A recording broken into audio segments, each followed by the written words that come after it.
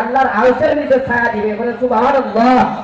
এটা হলো একমাত্র যুবকদের অবদান, যুবকদের অবদান। এই জন্য দল যুবক এবং যুবতীদেরকে আল্লাহ তাআলা আল্লাহর আরশের নিচে ছায়া দিবে। এর মধ্যে প্রথম নম্বর হলো যেটা, যে যুবক যৌবন কালে ইবাদত করে।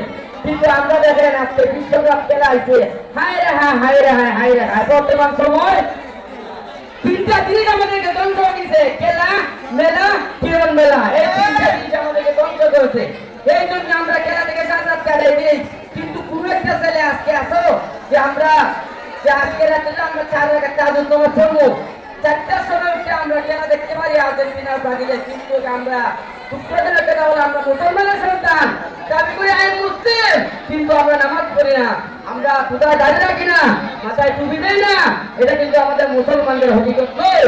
এই জন্য আল্লাহ তাআলা যেন আমাদেরকে রাসূলের প্রথম আদর্শ যেটা ছিল নামাজ, আমাদেরকে যেন আল্লাহ তাআলা পাঁচ ওয়াক্ত নামাজকে যেন সঠিকভাবে পড়তে পারি, আল্লাহ যেন আমাদেরকে তৌফিক দান করে। বলে সবাই আমিন।